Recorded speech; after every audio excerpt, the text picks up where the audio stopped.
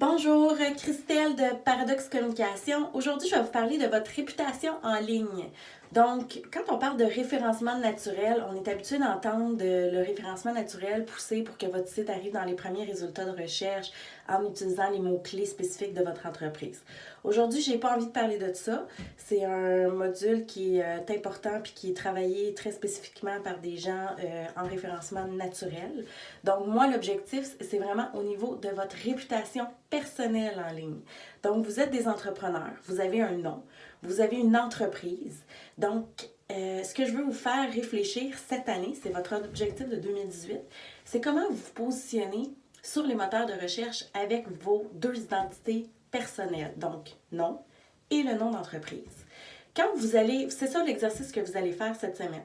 Allez sur Google, cherchez-vous. Qu'est-ce que vous trouvez? Sur Google Images, sur Google Standard, c'est quoi les premiers liens qui sortent? Si par exemple votre premier lien sur votre propre prénom, c'est Facebook, chose qui est relativement fréquente, qu'est-ce qui sort sur votre profil public? Est-ce que vous avez une photo de vous en train de faire le gros party? Vous êtes un avocat criminel puis vous représentez la justice et les gens en boisson, puis les premières photos qu'on voit de vous, c'est vous en boisson? Je suis pas sûre que le lien est là. Donc, au niveau de la crédibilité, il y a une grosse attaque qui peut se faire. C'est important de surveiller ce que vous faites. Vos photos de party, il n'y a pas de problème, vous pouvez les garder, vous les laissez juste confidentielles. Même chose sur LinkedIn, c'est quoi qui sort en premier? Vous avez un profil, mais qui date d'il y a longtemps. Vous êtes entrepreneur depuis 2010, puis ce qui est sorti, c'est votre ancienne job en 2008. Là aussi, il y a un problème. Fait que c'est important de garder votre crédibilité à jour. C'est important de travailler sur vos médias sociaux personnels autant que professionnels. Ensuite, si on garde l'idée du nom, de votre prénom et nom de famille, quelqu'un tape Christelle Seré sur Google. C'est facile dans mon cas parce que Seré, il n'y en a pas des tonnes, fait que c'est sûr que mon nom, puis mes articles, puis mes informations vont sortir en premier. Mais dans le cas de, je sais pas moi, Julie Tremblay, des fois c'est un peu plus complexe. Puis si vous êtes une entrepreneur qui essaie de se démarquer, vous vous appelez Julie Tremblay, ça se peut qu'il y en ait beaucoup des Julie Tremblay avant vous qui sortent.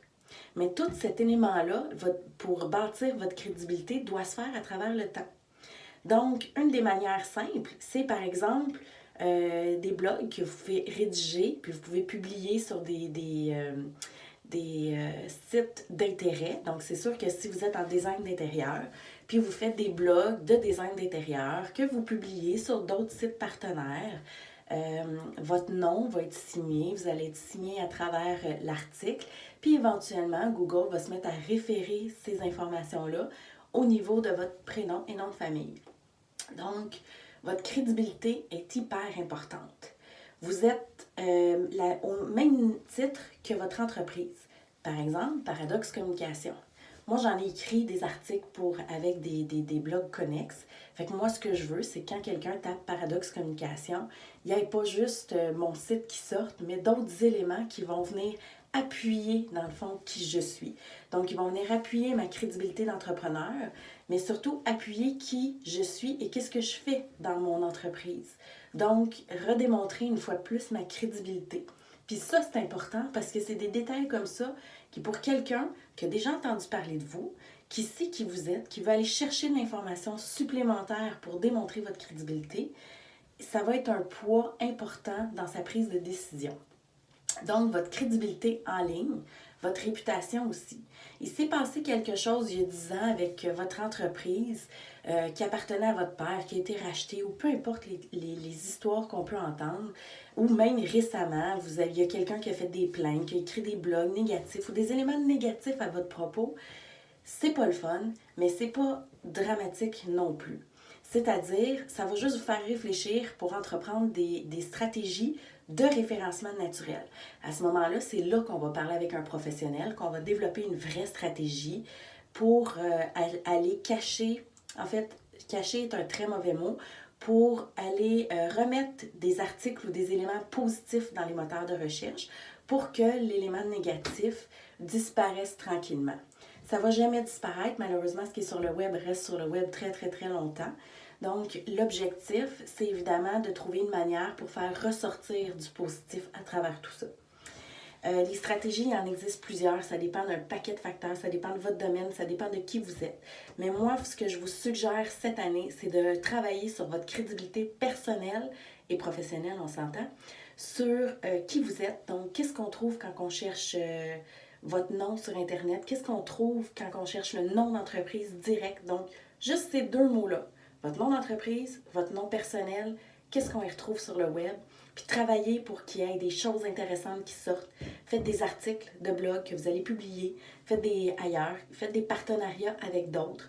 Faites partie de la chambre de commerce, par exemple. C'est toujours bon pour le référencement. Faites des éléments et des actions concrètes en dehors de votre site web. Donc, c'est sûr que toute l'action que vous allez mettre sur votre site web est hyper importante. C'est juste que c'est pas de ça qu'on parle aujourd'hui. C'est un facteur principal et important pour votre référencement. Mais moi, ce que je veux vous travailler, c'est sur les facteurs externes. Si vous avez des questions, n'hésitez pas, vous pouvez m'appeler, vous pouvez communiquer avec nous. Sinon, on peut vous référer à des gens qui sont spécifiques dans chacun des domaines, qui peuvent vous aider. L'idée, c'est de travailler en collaboration, de trouver des collaborateurs, des partenaires dans votre domaine qui sont capables de vous aider au niveau de votre crédibilité. Par exemple, des centres de massothérapie. Il y a d'autres massothérapeutes qui font des blogs. Il y a des blogs spécifiques sur les centres de santé, etc., etc. Ça fait que c'est de creuser un petit peu pour trouver de quelle manière vous allez être capable de ressortir positivement sur les moteurs de recherche. Bonne fin de journée!